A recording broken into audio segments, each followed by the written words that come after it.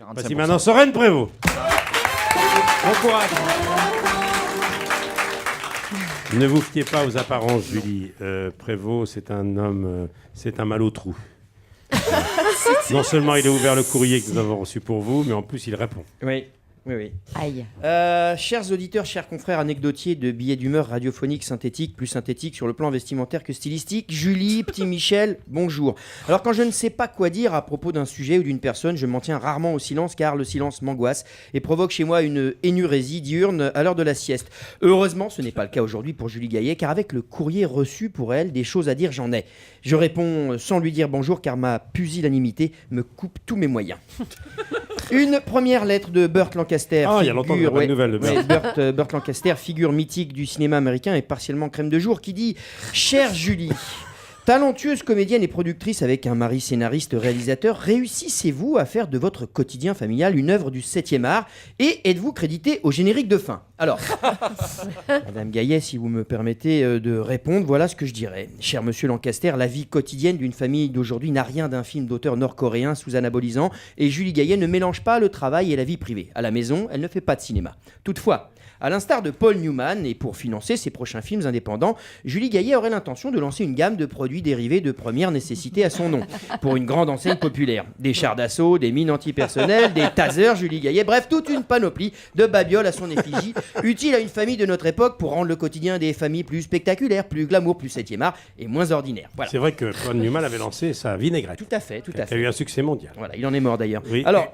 Deuxième lettre. Deuxième lettre de Suzanne Boyle de Céréales dans l'Illinois qui dit « Madame ». Boyle de céréales, oui. Excusez-moi, je fais ce que je veux. Alors, À ce madame. prix-là, je fais ce que je veux. Madame, en juin 2012, vous avez présidé le jury de la...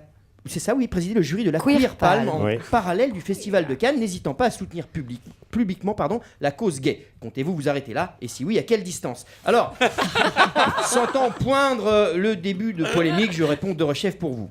Chère Madame Boyle, l'ouverture d'esprit et l'éducation humaniste reçue par Mademoiselle Gaillet explique son soutien à une récompense destinée à marquer l'engagement artistique d'un film et son traitement de la question gay. Je ne me trompe pas, je pense que c'était à peu près ça le but de la Queer Palm.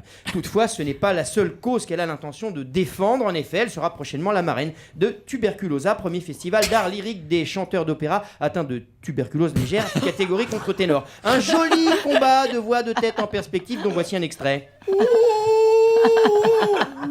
Voilà, vous voyez, ça laisse rêveur. Ça, c'est la voix de Marguerite Gauthier, ça. Voilà. Très légèrement prise. Voilà. C'est toujours un plaisir d'entendre des artistes fragiles à une heure de grande écoute, malgré quelques toussotements. Alors, Une troisième lettre. voilà, une troisième lettre de Marthe Keller. Plutôt midi, sinon elle n'aura pas le temps de mettre la table. Qui dit Marthe Julie, Keller, oui, je Keller, fais ce que je d'accord. veux, je fais ce que je veux. Julie, en 1997, tu as reçu le prix Romy Schneider pour ton rôle dans le film Select Hotel.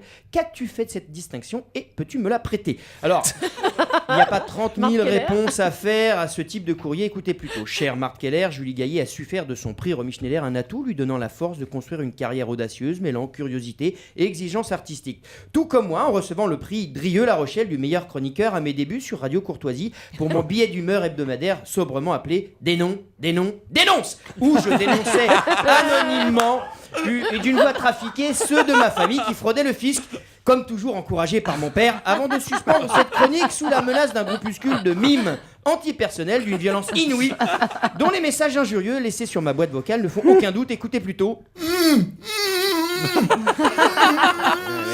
C'est des insultes en mime, Ouais, ça. c'est violent. Alors difficile, effectivement, de comprendre ces insultes en langue de mime, Ah oui. mais leurs intentions, elles, ne trompaient pas. Voilà, je vais pas m'étendre sur mes petits problèmes personnels, je crois avoir répondu globalement au courrier de notre invité avec le plus d'incohérence possible. Mais avant de partir, je ne vais pas dire au revoir à Mademoiselle Gaillet, je vais plutôt lui dire bonjour Julie, bien ou bien.